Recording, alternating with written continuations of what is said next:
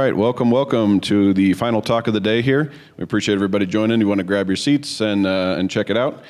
This talk is going to be when your partner betrays you, trusted relationship compromise in the cloud. We want to just go ahead and thank one of our sponsors here, one of our bronze level sponsors, Trust on Cloud. You can check out more information with them, trustoncloud.com, or also in the lobby if you haven't already seen them. Additionally, any questions that you have for this talk, we'll try to field as many as we can at the end. And then also we'll have the Slack. So if you want to post your question, we'll try to read those as well. And with that being said, let's give a warm welcome here to Sebastian Walla. When your partner betrays you, trusted relationship compromise in the cloud. All right, everyone. I am Sebastian Walla. Today, I want to talk about trusted relationship compromises in the cloud. Normally, I'm doing cloud threat intelligence at CrowdStrike.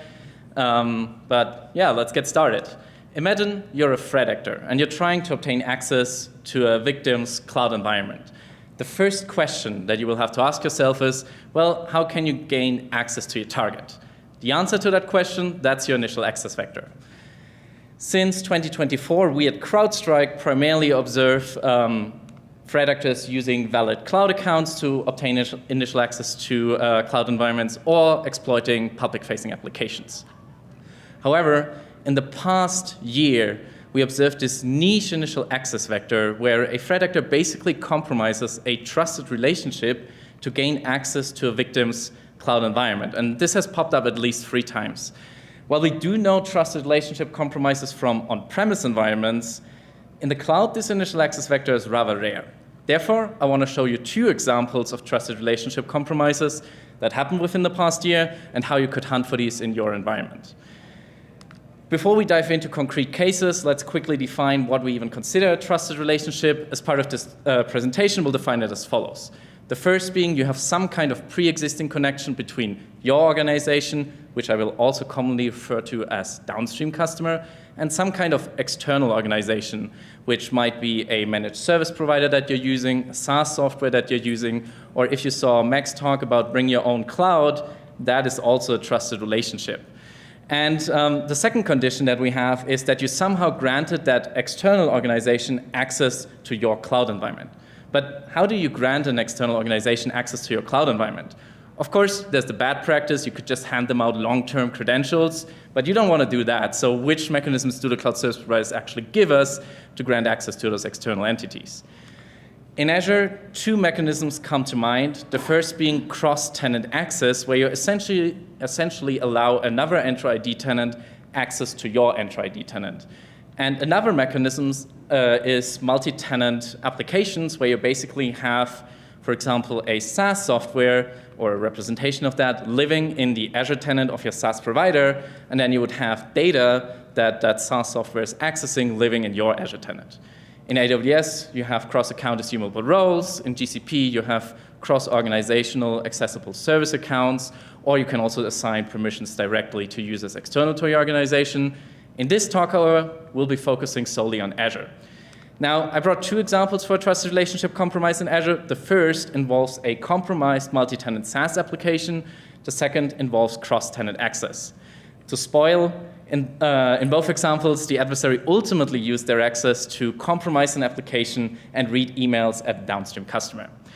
Now, both trusted relationship compromises that I'm talking about today have been conducted by Murky Panda. For those of you who don't know Murky Panda, Microsoft tracks this threat actor as Silk Typhoon. They are a China Nexus threat actor. They like to achieve initial access via exploiting 0-day or end-day vulnerabilities, and their end goal is to collect intelligence.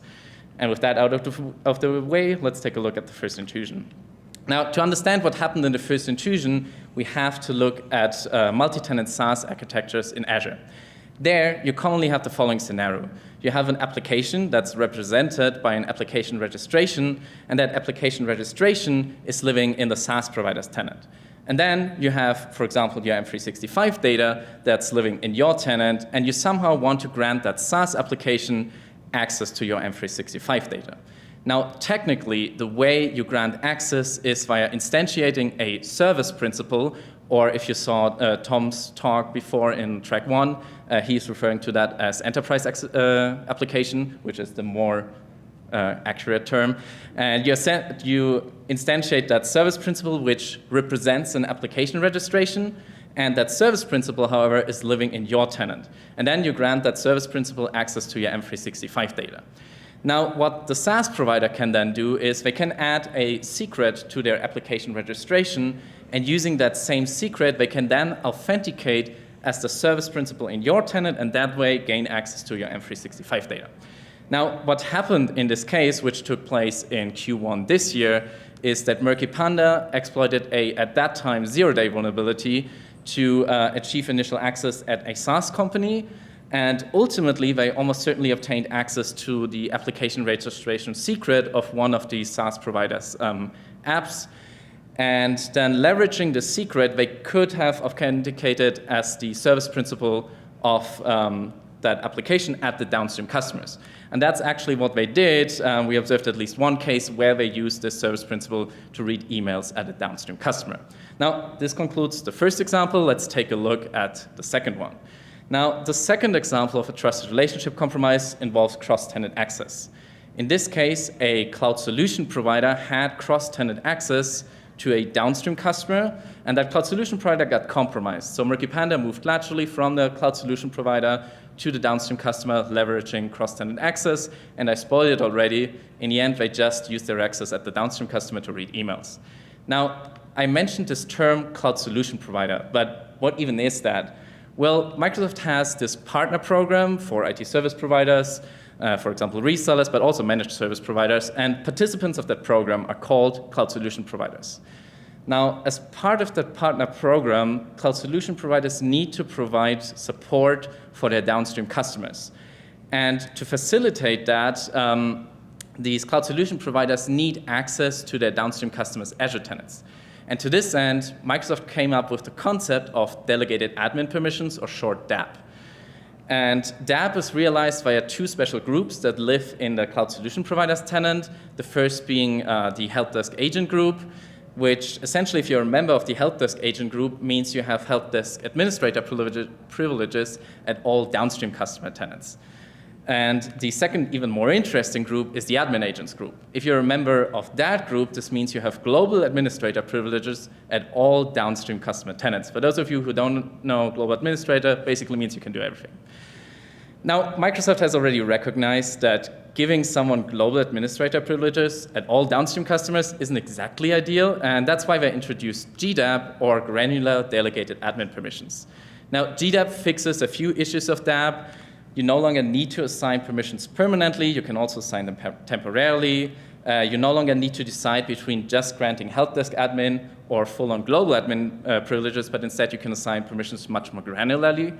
And you no longer need to give access to all downstream customers, but instead you can partition access. You can have one group in your cloud solution provider that gives access to downstream customers A and B, and a second group that gives access to downstream customers B and C.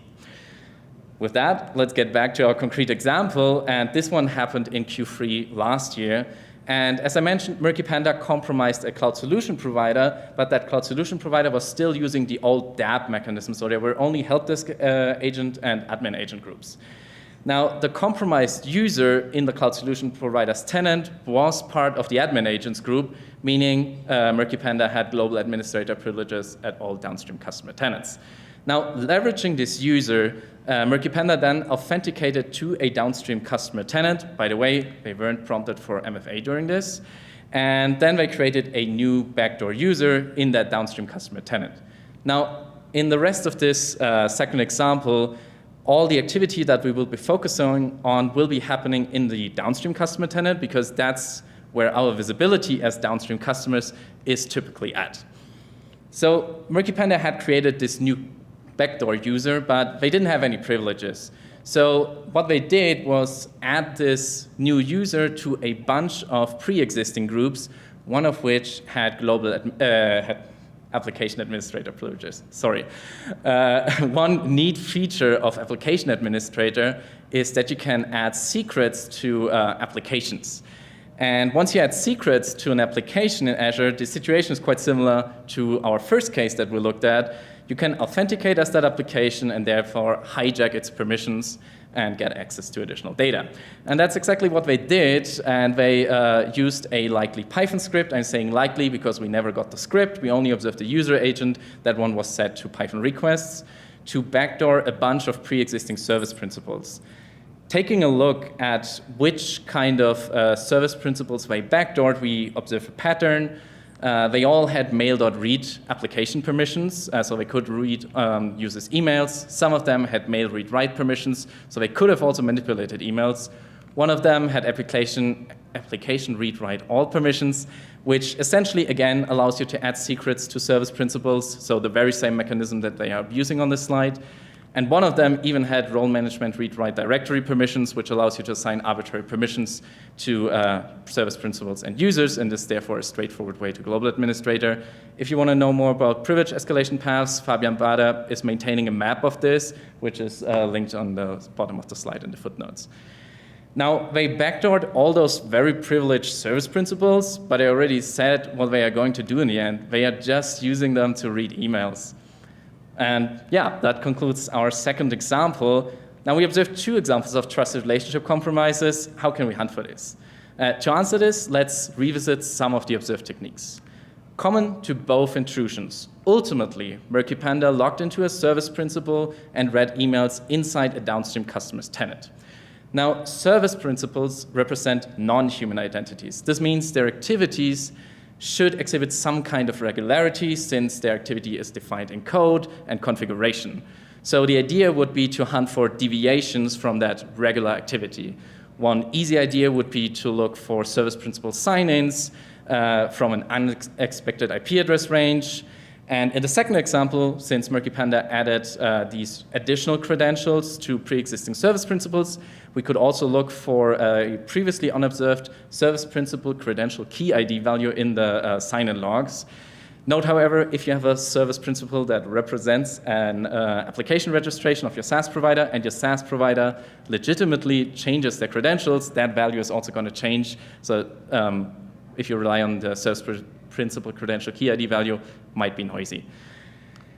If you have a workload identities premium license, you can not only detect but also prevent this, because then you're able to assign conditional access policies to service principals, and then you can assign, you can use a conditional access policy to basically restrict sign-ins to only IP address ranges that you associate with your SaaS provider.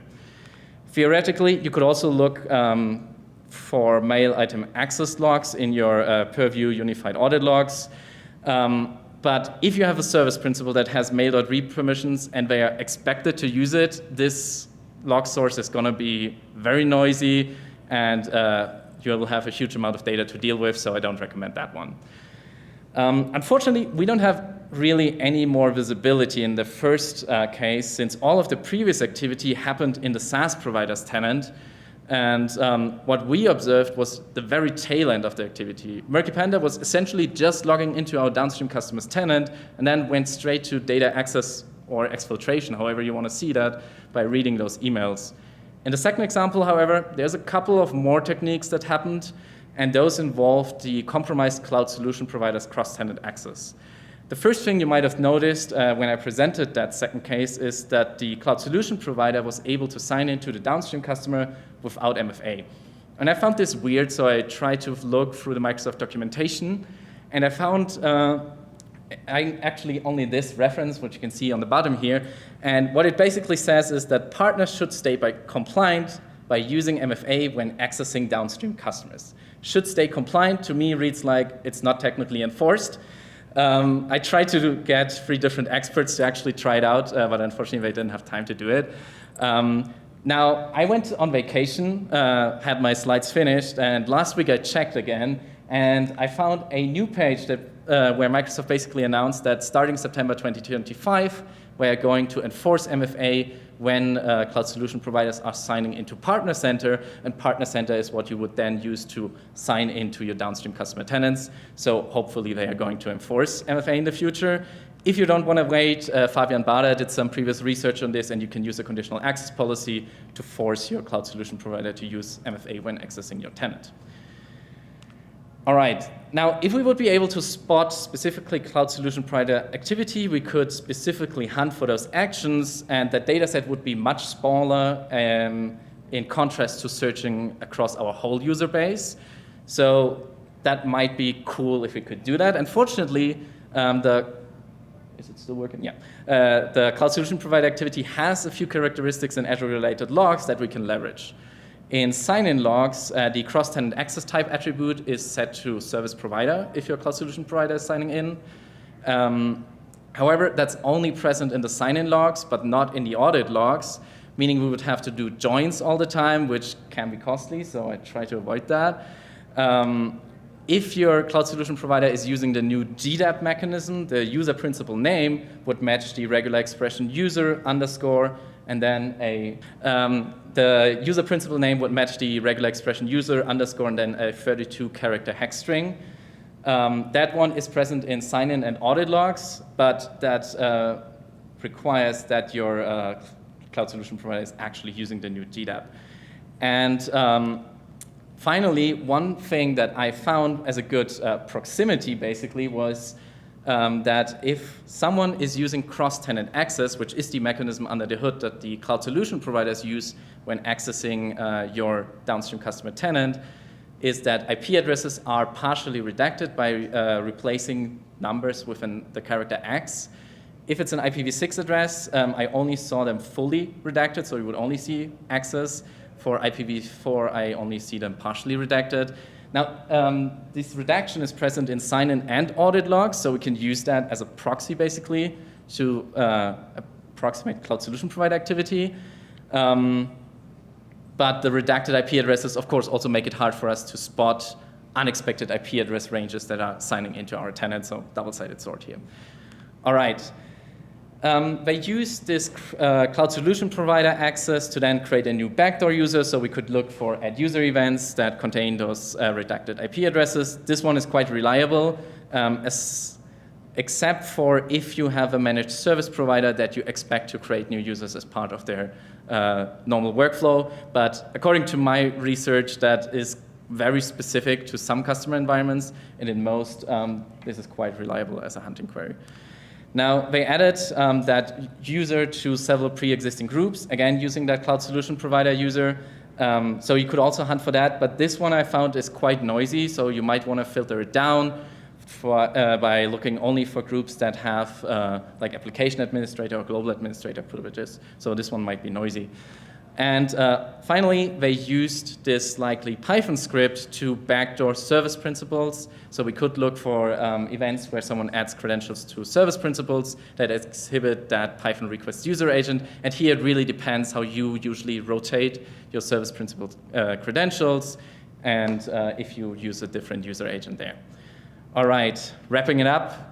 Trusted relationship compromises also exist in the cloud. However, a large part of a threat actor's activity during a trusted relationship compromise happens in the external organization's tenant, which gives us as downstream customers only very little activity to hunt on. For adversaries like Murky Panda that like to leverage non-human identities, we can try to spot deviations from normal activity. This concludes my talk. Thank you for your attention, and feel free to ask questions.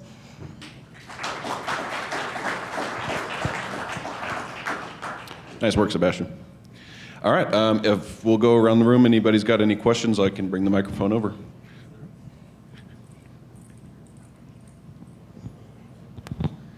Why do you think they were only looking at emails, and like as a threat actor lens, do you think that they're going to get more mature? What would you do in this situation to like optimally take advantage of that? I mean, they are a nation state, and to them, we often observe this from nation states in general. Emails are like the primary juicy source where all the interesting data is. Like if you have the proper target, think government or some other thing, like policymakers, that is basically where you will find all the interesting communication. If I were to hack a startup, I would like look at Slack or whatever communication platform they are using. But I think in the traditional environments, email is still your best way to go. Hi, thank you, great talk. I have a question. So if I understood correctly, the attack succeeded because the the service principal was able to create a user and add it to the application admin group. Is that the default behavior? Does this permission granted by default to these enterprise applications to be able to create users and add them to the application admin group? So they didn't use the service principal to create these users. They used the cloud solution provider user to create the backdoor user. And yes, it's default behavior if you are a member of the admin agents group. That means you have global administrator privileges, so you can do that. And adding them to groups is also part of the permissions that you can do there. Thank you. Awesome. Any other questions in the group here? Okay. Well, we appreciate it. Let's go ahead and give a round of applause here for Sebastian.